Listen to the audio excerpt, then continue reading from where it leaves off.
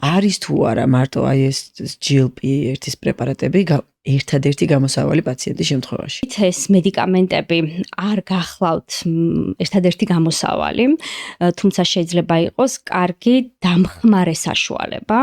აი ძალიან ბევრ გოლში მოდი, ასე ვთქვათ, ერთ-ერთი. უხსნით ხოლმე პაციენტებს, რომ ამ მედიკამენტებმა შეიძლება გაუადვილონ პაციენტებს კვებითი სწორი ჩვევების ჩამოყალიბება. არის ჩვენ მიერ გაცემული ცალსახა რეკომენდაციები და მოდი განმარტავ აქვე კვებითი კუთხით ეს არის ძალიან დიდი ხაზგასმა მცილით მდიდარ საკვებზე. ნუ სითხეზე ვისაუბრეთ და ეს ელექტროლიტებზე, მაგრამ როდესაც გულისხმობთ ფიზიკური აქტივობა, ხო, განსაკუთრებულად დიდ მნიშვნელობას ვანიჭებთ და ყველა პაციენტს განუმარტავთ ხოლმე ეგრეთ წოდებული რეზისტენტული ტიპის ვარჯიშების მნიშვნელობას, ანუ ძალისმიერ ვარჯიშს, რომელიც დიდი მადლობა. რა თქვენ მადლობა. მოიცა ხო, ანუ ეს